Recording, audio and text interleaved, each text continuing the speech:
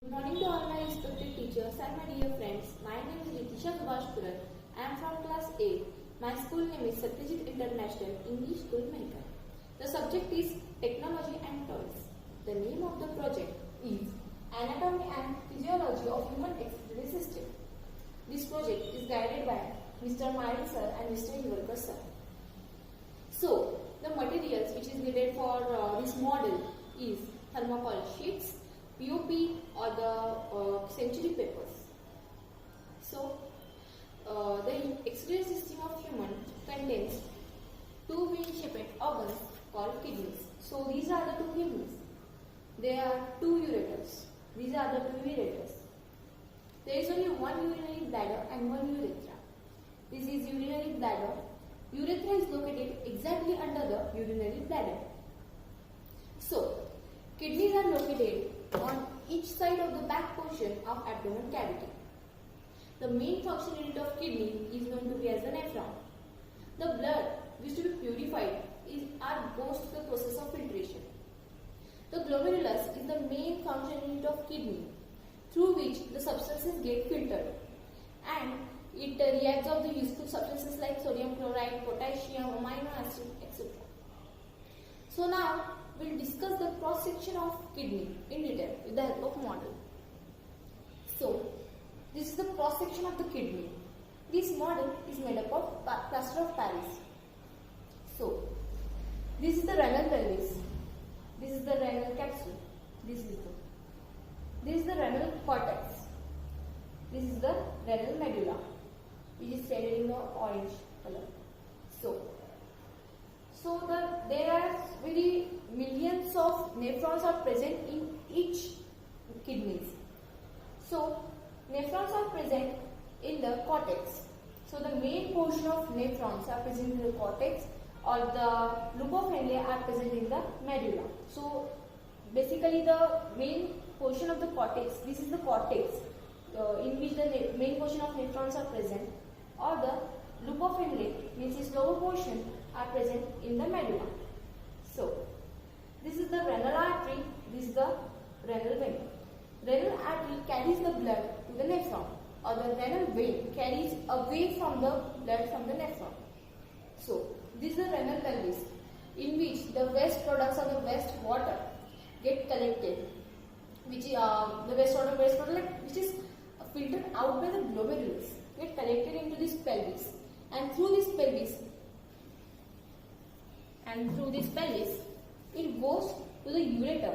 This is the ureter, and through ureter it passes to the bladder, and through bladder it is finally excreted out with the help of urethra. So now we will discuss the structure of nephron in detail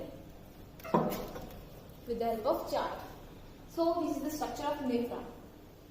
So renal artery and the afferent arteriole carries the blood to the Bowman's capsule. This is the Bowman's capsule. It carries the blood to the Bowman's capsule and forms a cluster of blood vessels. Means it forms a capillaries there, which is known as the glomerulus. The glomerulus or the Bowman's capsule together forms renal corpuscle. It is known as the renal corpuscle. It is the first part of the nephron. There are two parts of the nephron. We already discussed the renal corpuscle, which is the first part. Now we will discuss the second part, which is known as the renal tubule. So the renal corpuscle plays an important role in filtration. After the formation of urine in renal corpuscle, it passes to the renal tubule to collecting duct, means collecting tubule. So while urine passing through the renal tubule to collecting tubule, it goes through various biological processes in proximal convoluted tubule, loop of Henle, and distal convoluted tubule or collecting tubule. So now we will discuss the urine formation in detail with the help of chart. We already discussed that this is the Bowman's capsule, right? So now there is total 4 mechanisms that takes place in the formation of urine. So first one is filtration, second one is reabsorption, third one is secretion, and fourth one is excretion. So renal artery and the afferent artery carries the blood to the Bowman's capsule, which forms the cluster of blood vessels. It is known as the glomerulus. Now there are two arteries, first afferent, second one is efferent. The basic difference between afferent or efferent that it carries the blood. Afferent carries the blood to the Bowman's capsule and efferent carries away blood from the Bowman's capsule. And the main differences between the afferent or the efferent is that the difference in their diameters. Afferent is large in the diameter and efferent is small in the diameter. This creates the high pressure in the Bowman's capsule. It allows the active formation of urine. So this whole process is known as the filtration. This is the first stage of urine formation. So now, after the formation of urine in Bowman's capsule, it passes to the proximal convoluted tubule. In the proximal convoluted tubule, there is a reabsorption of water, organic substances like sodium, chloride, potassium, amino acid. This process is known as the reabsorption. This is the second stage of the urine formation. Now, through the proximal convoluted tubule, it passes to the leucophenile. In leucophenile, there is a further reabsorption of water and important salts like sodium chloride, like potassium, magnesium. We have already discussed it. So now, through the leucophenile, it goes to the distal convoluted tubule. Right. In the distal convoluted tubule, there is secretion of ions, acid, drugs, toxins, which is very harmful for our body. There is also variable reabsorption of water, like different types of ions, like we discussed already, calcium, sodium, right, under the hormonal control. Now, this process is known as a secretion. This is the third stage of the urine formation.